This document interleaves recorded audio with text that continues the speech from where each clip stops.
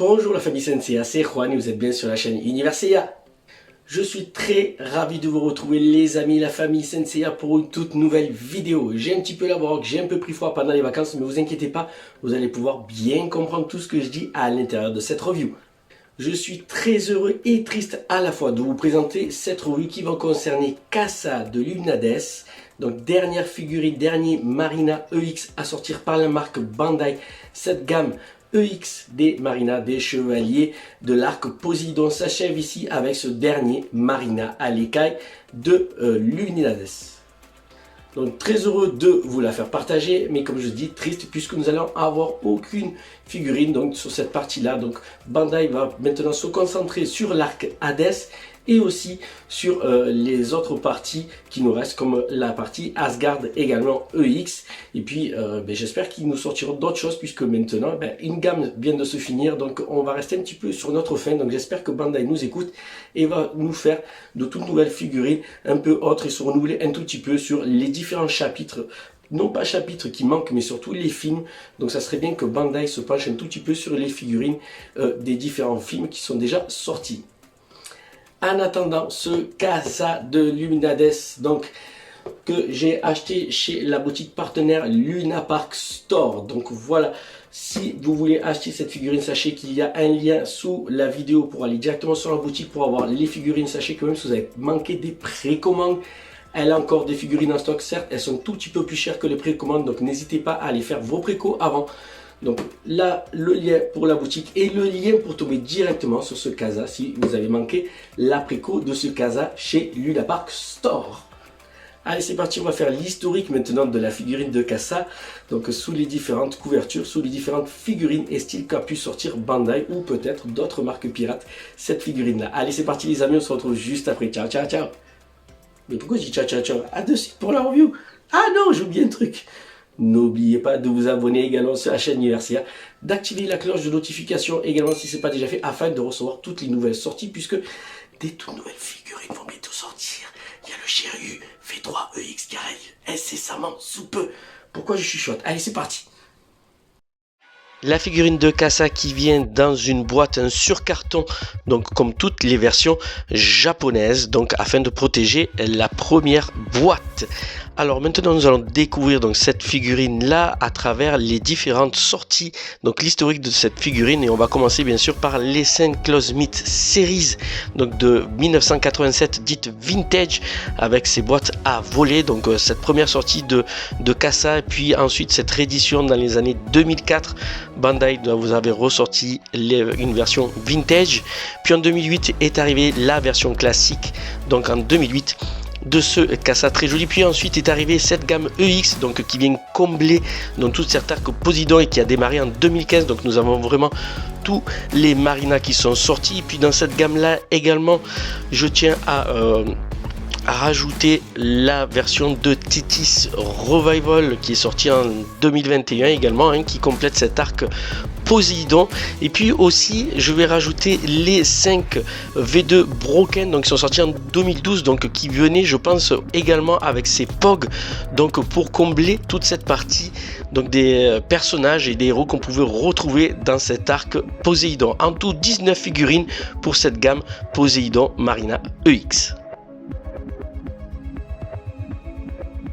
Allez, on va parler de la face avant de ce Casa. Donc même charte graphique que pour les autres Marina EX, ce fond bleuté très sombre, très noir, avec ses auréoles un petit peu bleutées.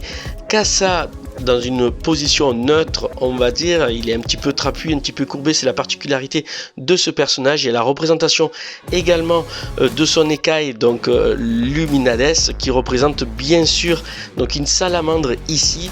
Donc ce sont les naïades des lacs, mais ça on va le voir justement dans la mythologie. Puis on va retrouver également bien sûr les différentes étiquettes et autocollants, que ce soit de la Toei, Tamashii Nation, Tamashii Quality, Senseiya également. Et ne pas oublier que c'est une version collector shop, ce qui veut dire qu'il n'y a pas eu beaucoup de production de cette figurine là. Sur une des tranches de la boîte, nous allons retrouver la version totem, le porte-armure de Luminades, donc de ces fameuses Néiades des lacs. Donc ici représenté la salamandre. Très joli totem, encore une fois, il est à plat ce totem là. Vous allez voir que ma représentation de ce totem, je l'ai fait un petit peu simplement surélevé, histoire de voir un petit peu mieux donc la représentation de son porte-armure. Sur l'autre tranche, nous allons retrouver le personnage dans une position attaque. Une très jolie position attaque. Comme vous pouvez voir également, cette boîte est assez fine. Encore une fois, il n'y a que 2 blisters à l'intérieur, vous allez pouvoir le découvrir. Donc une boîte petite, un petit peu comme celle d'Alberic EX reçue très récemment également. Donc les boîtes qui sont de plus en plus fines, on va dire, pas aussi petites, mais elle est quand même assez fine. Maintenant, nous allons découvrir le dernier passage de la boîte et cette face arrière que vous allez voir ressemble énormément à la version 2008. Nous allons retrouver le personnage de Kassa en train de faire son salamander choc, il me semble bien. Très jolie pose d'attaque, la représentation du porte-armure. Nous avons une petite pose d'attaque également un tout petit peu en haut sur votre droite.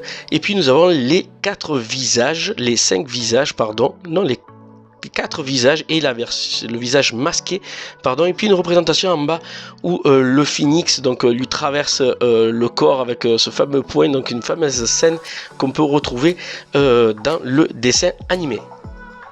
Voilà ce qu'on peut dire sur la boîte. C'est vrai que j'ai oublié de vous parler de la face du dessus. On va retrouver donc son pilier de l'arc de l'océan Arctique.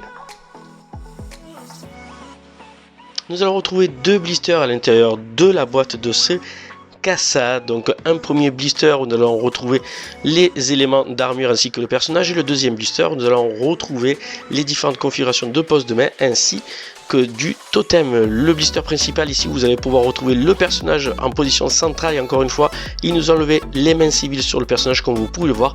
Nous allons retrouver également toutes les configurations des pièces d'armure, que ce soit les épaulettes, avant-bras, brassière, jambière, cuissarde.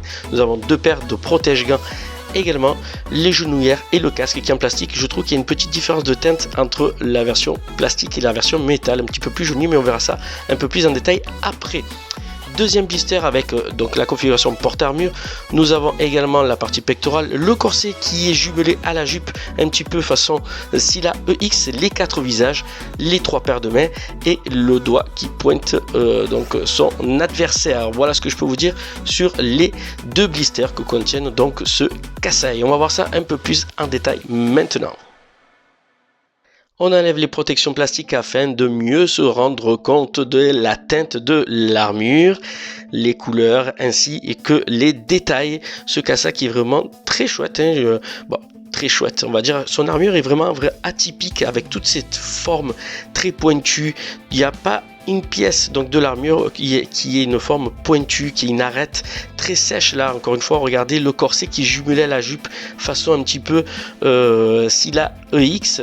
La partie pectorale également, vous voyez, il y a une petite pitonio qui va pouvoir pivoter, et ça on va le voir juste après. C'est qu'il y a une nette amélioration également de la part du corps EX de ce Kassa. Bandai a vraiment travaillé sur quelque chose de très novateur. Et puis nous avons là donc les 4 visages supplémentaires. Bon, Kassa, très sincèrement, il est pas super beau et c'est quand même un personnage qui est assez dégueulasse, mais on va voir maintenant le totem de ce Kassa de Luminades.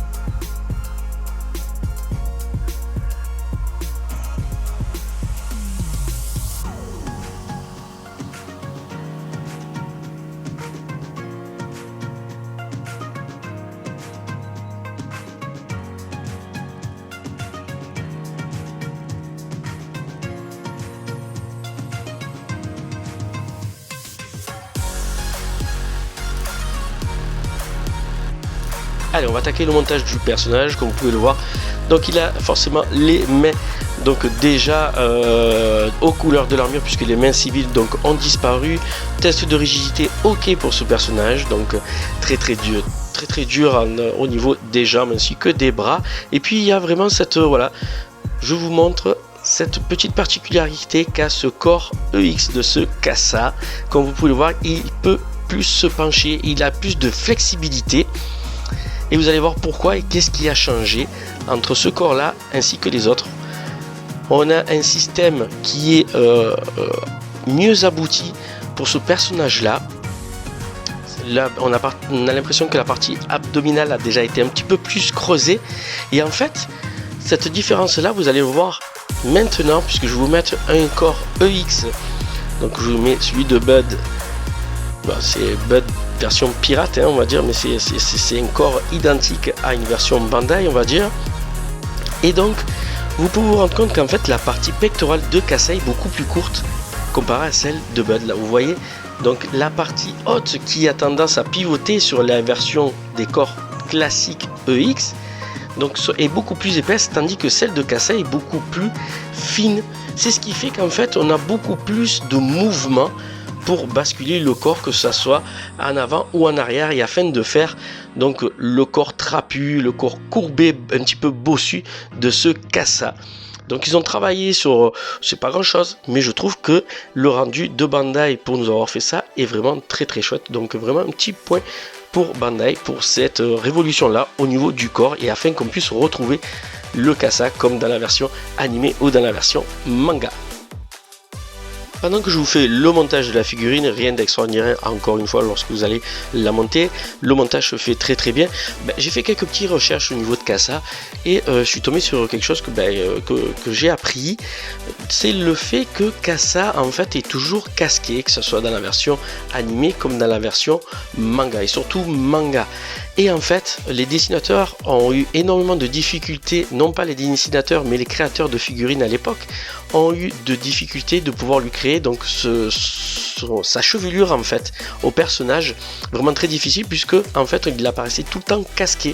Donc je vous mets en insert en fait plusieurs dessins qu'ont fait donc les dessinateurs à l'époque pour la Toei Bandai, afin de pouvoir justement recréer un personnage avec la chevelure. Donc ils avaient fait plusieurs esquisses de plusieurs coupes de cheveux, et puis c'est celle-ci qui a été retenue afin de nous faire les figurines. Donc à savoir qu'en fait la coupe de cheveux n'est pas en réalité existante. Le personnage est toujours casqué, et en fait cette chevelure a été proprement inventée pour nous faire une figurine en fait.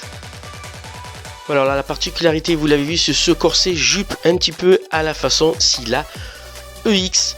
Donc qui dit corset jupe dit forcément des mouvements limités pour le personnage lorsqu'on va vouloir faire du posing, que ce soit en torsion du buste comme dans la partie pectorale. Donc on va pouvoir faire très peu de mouvements latéraux, on va pouvoir faire des mouvements de flexibilité en avant, en arrière au niveau du buste, mais latéral malheureusement, tout comme le Scylla EX, on va être gêné de cette partie là. Vous voyez que le petit téton central sur la partie pectorale que je suis en train d'insérer donc suit le mouvement du buste, donc de cette particularité là du corps EX, de pouvoir vraiment suivre le mouvement des parties abdominales. Allez, on monte maintenant les brassières. On a un corps vraiment cadavérique, hein. Il a un corps très blanc, ce personnage de Kassa. Alors je le monte, et très honnêtement, pendant que j'étais en train de le monter, puisque je vous fais la voix off, donc je vous rajoute la voix supplémentaire sur la vidéo, donc très honnêtement j'ai été vraiment surpris par cette figurine. Vous allez voir après par la suite lorsqu'il sera monté définitivement. Alors c'est un personnage très sincèrement qui est vraiment pas super, on n'en garde pas un très grand souvenir, on va dire. C'est un personnage qui ressemble un petit peu à Albéric également, donc avec ses attaques très sournois, et réussit quand même à défoncer pas mal de nos héros, que ce soit Yoga, Shun, Seiya, et puis Iki qui arrive à la fin et qui le termine et qui le défonce définitivement. Mais franchement, le personnage sur l'armure, tout comme Bayan Dragon des mers, je suis Bayan cheval des mers. J'ai été très surpris par cette figurine là et vous allez le voir lors du posing.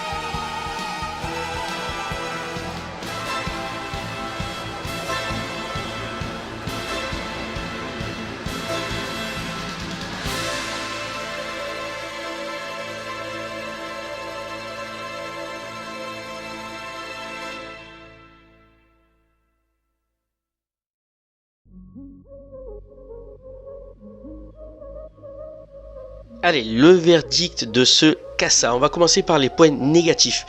Peinture un tout petit peu fragile, il y a un tout petit pet sur un des pans de la jupe et ça dès l'ouverture des blisters. Grand écart au niveau des jambes. Après manipulation, il a son tendance un tout petit peu à s'écarter ensuite après avec le poids. Le casque et les épaulettes se gênent lors des mouvements de manipulation pour le posing, c'est-à-dire que dès que vous allez pouvoir relever un tout petit peu l'épaulette, vous avez le casque qui va avoir tendance un tout petit peu à sauter ou vice versa, à tourner un petit peu la tête. Vous allez avoir les mouvements des épaulettes qui vont devoir changer un tout petit peu. Le corset jupe également limite les mouvements latéraux, donc du coup pas de torsion au niveau du buste. Pour les points positifs de cette figurine là, donc c'est la fin de la gamme Marina EX, donc on peut avoir un très beau tableau et rendu final donc de cette partie Marina EX. Un très beau rendu très sincèrement de cette figurine là. J'ai été vraiment surpris, tout comme le Bayan sur cette figurine là. J'ai vraiment apprécié manipuler cette figurine là et c'est vraiment peut-être un coup de cœur aussi comme le Bayan. J'ai tendance à aimer plutôt les armures de Scylla ou même de Sorrento, mais très sincèrement Bayan et ce Casa m'ont vraiment très surpris. Et puis il y a également cette amélioration au niveau du corps EX de cette figurine. Pour la note, je vais lui donner un 9 sur 10. Comme j'ai pu vous le dire, j'ai été très surpris par cette figurine-là. Elle m'a vraiment tapé dans l'œil. Un petit coup de cœur pour cette armure en fait. Donc on peut vraiment s'amuser avec, malgré tout. Et surtout, même si le personnage est un tout petit peu trapu, courbé, un petit peu bossu, on peut s'amuser à lui faire quelque chose de beaucoup plus élégant, plus classe, on va dire, tout en gardant vraiment cet aspect sadique qu'a cette figurine-là. Donc franchement, très belle réussite de la part de Bandai pour ce Casa qui ont pu finir en beauté avec cette armure là. Et puis bien sûr, n'hésitez pas à aller voir les différentes chaînes YouTube de mes confrères et amis reviewers également qui ont sorti pas mal de petites vidéos en ce moment, sont très sympas, donc allez jeter un coup d'œil et surtout abonnez-vous à leur chaîne. Je vous laisse avec quelques photoshoots de la review afin que vous puissiez mieux voir le rendu, que vous pouvez avoir des poses en vitrine si vous souhaitez utiliser une de mes poses que vous avez pu voir à l'intérieur de cette vidéo. Sur le plateau tournant, ça a un certain effet, mais lorsqu'on est en statique, c'est un petit peu meilleur. Et puis, je vais vous montrer du coup mon étage Marina EX également, afin que vous puissiez voir le panel des figurines. Il m'en manque quelques-unes au niveau des POG, bien sûr, mais vous allez voir que le rendu est vraiment très classe. Donc voilà mon étage Poséidon, avec les différentes figurines, donc que ce soit Isaac, Sorrento, Krishna et Yo de Scylla également. Il me manque à mettre entre chaque figurine le Yoga Pog, le Shun Pog ainsi que le Shiryu Pog également. Vous allez voir que mon autre partie de la vitrine donc du coup est comblée avec les autres figurines Pog également, et puis Kassa qui vient bien sûr finir cette très jolie gamme. Le Bayan, le Seiya Pog, le Poseidon EX également. Au milieu, j'ai voulu mettre donc Thétis, le personnage féminin un petit peu plus en avant, et puis Canon Dragon des mers, Iki Pog également, et puis Kassa EX, le voici enfin. Donc l'arc est terminé par Bandai de ce côté-là. Un petit peu triste puisque nous allons plus avoir de sortie là. J'espère que maintenant que Bandai va nous sortir très rapidement maintenant les figurines de la partie Hades ainsi que de la saga Asgard. Voilà les amis, c'est la fin de cette review. J'espère que ça vous a plu. N'oubliez pas de vous abonner, activer la cloche de notification, un petit like et un petit commentaire. Et d'ici là les amis, je vous embrasse très très fort. Ciao ciao ciao les amis.